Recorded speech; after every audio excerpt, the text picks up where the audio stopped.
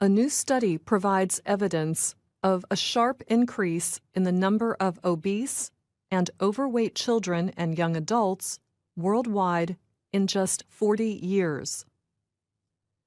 The study was a project of researchers at Imperial College London and the World Health Organization. The findings were released this week at WHO's headquarters in Geneva, Switzerland.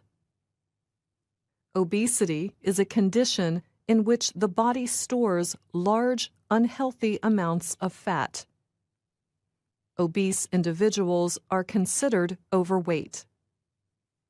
The researchers studied obesity rates among children and young adults between 5 and 19 years of age.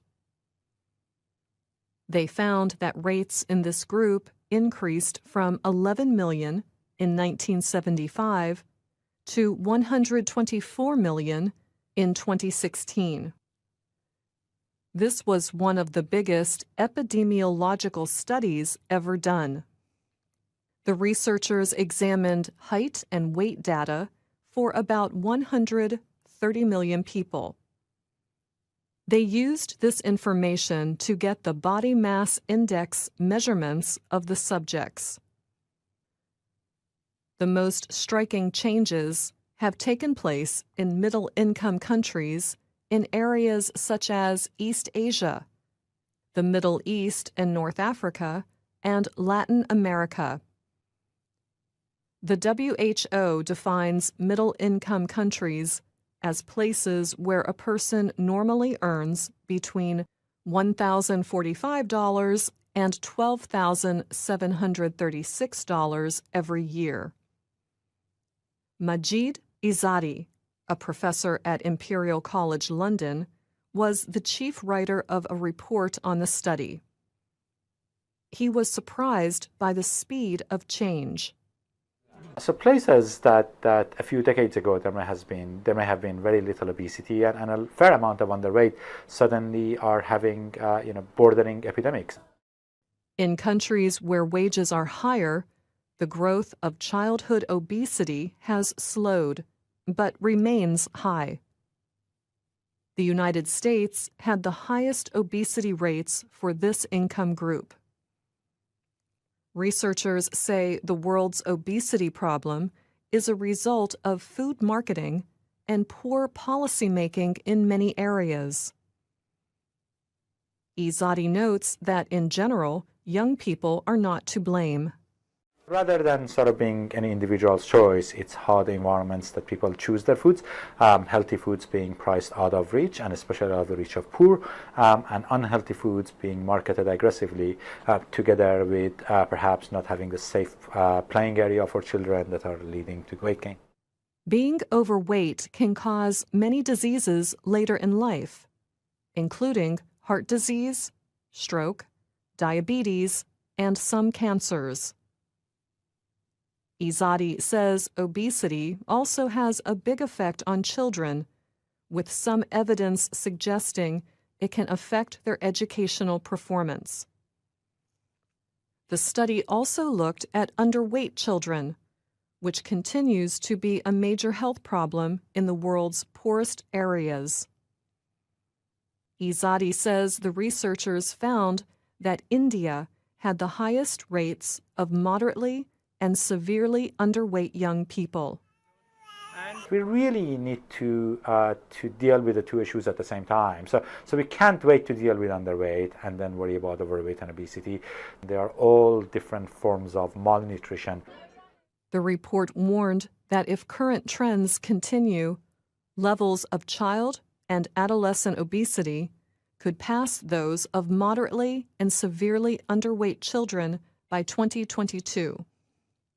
It said these problems are especially serious in some parts of Asia and African countries south of the Sahara Desert. The report is calling for policymakers to find ways to make healthy food more available at home and school, especially in poorer families and communities. It also calls for higher taxes on unhealthy foods. The WHO's Fiona Bull says effective, low-cost measures to lower childhood obesity are available. She said solutions include restricting marketing, taxing some food products, and creating better food labeling policies. She said that better labels will give people clear information about the contents of food, like the salt, fat, and sugar content. Bull added that children should spend less time playing games on the internet or watching television, and instead turn to more physical activities and sports. She said obese children are likely to become obese adults. This means they risk early death from obesity-related diseases. I'm Anna Matteo. American company Google recently announced the release of its Google Pixel 2 phone and other products that work together with the phone. One of the new products is a pair of wireless earphones Google calls Pixel Buds. The earphones are seen as the company's answer to competitor Apple's popular AirPod headphones. At a launch event on October 4th, Google said its Pixel Buds were built to provide high-quality sound and hands-free use. All of their operations can be controlled by simply touching the right earphone. Once the headphones are paired with a Pixel phone, its many features can be used through the Pixel Buds. One example is Google Assistant, the company's artificial intelligence, or AI, service. Users can now talk directly to Pixel Buds to ask Google Assistant questions, get information, or other help. This all can be done without touching the telephone. The Pixel Buds also can work with Google Translate, the service that provides words and expressions in over 100 languages. Google product manager Justin Payne demonstrated this feature during the launch event. He was able to talk with someone whose native language is Swedish. When the person spoke Swedish into the Pixel Buds, the phone's speakers provided the translation in English. The English speaker's response was then translated in real time into Swedish and heard through the Pixel Buds. Hey Isabel, how's it going? Hej Isabel, hur är läget? Helt okej, tack. Absolutely okay, thank you. What do you think of these cool new headphones? Vad tycker du om de här coola nya hörlurarna? Mitt team designade dem så jag tycker de är ganska coola. My team designed them, so I think they're pretty cool. Justin Payne said the feature was created to provide a more natural language experience for users of Google Translate. He added that it was like having a personal translator by your side. Pixel Buds are made in 3 colors: just black, clearly white, and kinda blue.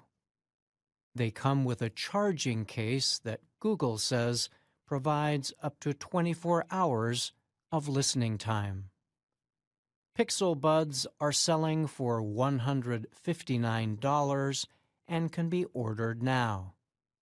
They will be available beginning in November in 6 countries: Australia, Britain, Canada, Germany, Singapore, and the United States. I'm Brian Lynn.